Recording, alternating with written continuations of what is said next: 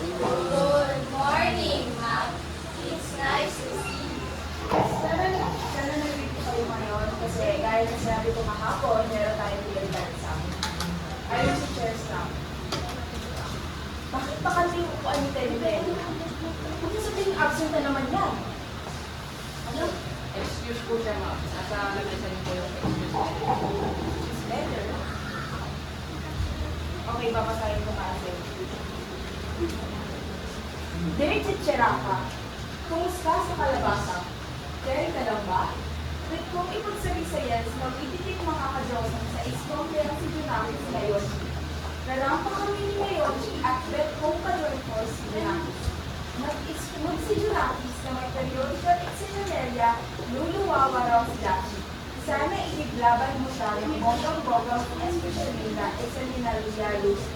Truly there's yours mula. Ano to? Ilong buhay ata mo. Hindi ko maintindihan. Diba sabi ko sa inyo, una pa lang, kapag nagawa kayo ng excuse letter, yung formal at hindi para-para. Ma'am, sabi ko ng mama niya po yan, hindi daw po siya makakapasok ngayon. Kasi po, gagala daw po sila. May periodic test daw po ngayon, kaya bigyan niyo po daw siya ng special test. Gagala? No! Hindi ko siya bibigyan.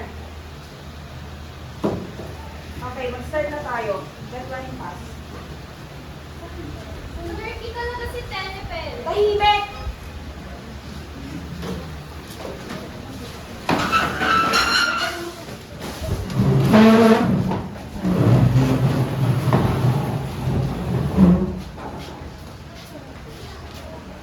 Pangalawang senaryo, palitan ng variety ng wika.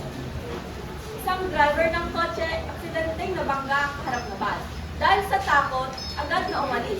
Pakinggan natin ang interview ni Mel Chanka. Una beses yari yung sa akin. Gulat ako. May sita sa akin pulis. Di ko alam gawin, alis ako. Akong alam ko, mali daw ako. Hindi ako tawad. Ayan, narinig naman natin ang interview.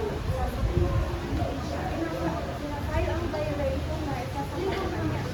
Balik sa kanya. Maraming salamat, Mel Chanka. Ngayon naman ay alamin natin ang weather forecast para sa araw na ito. Babalita yan ni Mel Chanka.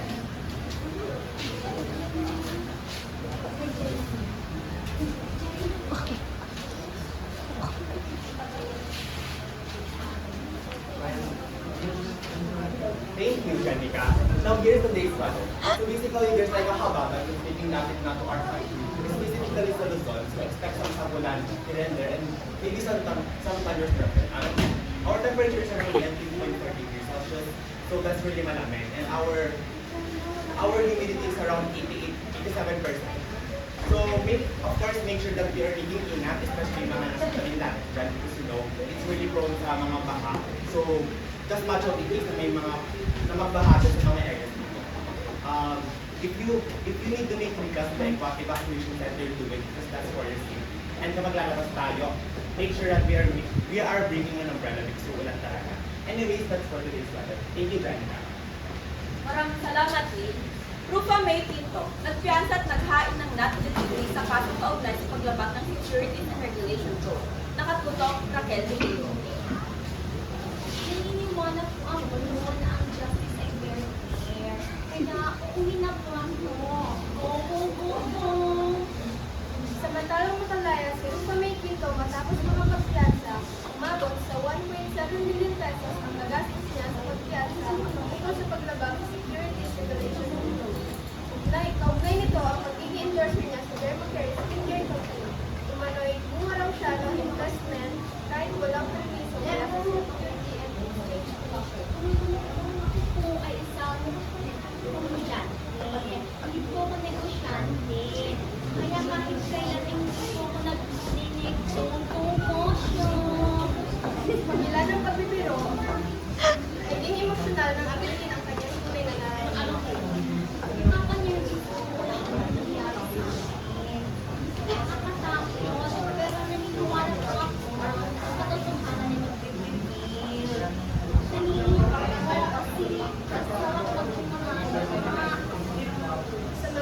humarap sa bote ang kapwa akusado ni Quinto na si Mary Jaime Miranda kasama ang asawa niya si Tito Miranda.